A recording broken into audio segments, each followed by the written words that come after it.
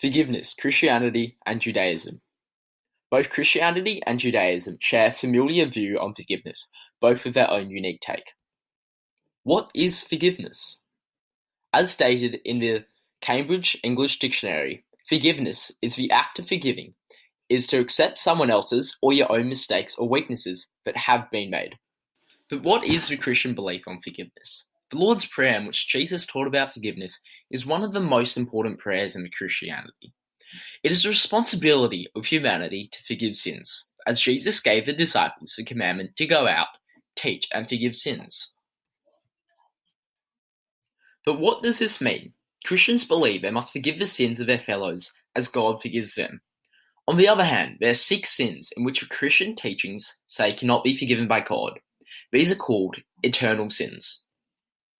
But how can you be forgiven and seek forgiveness? In the Catholic Church, this can be done through the sacrament of reconciliation.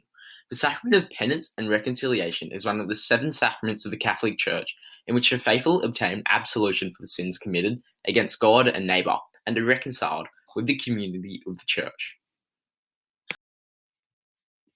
By this sacrament, Catholics believe they are freed from all sin committed after baptism.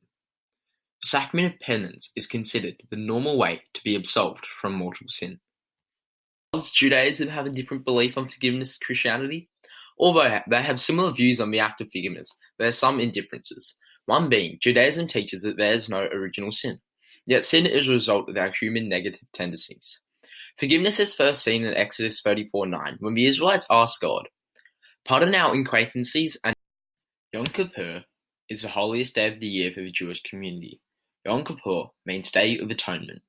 As the verse states, "For on this day he will forgive you to purify you, that you'll be cleansed from all your sins before." It occurs on the 10th of the day of Tishri. For nearly 26 hours they afflict their souls.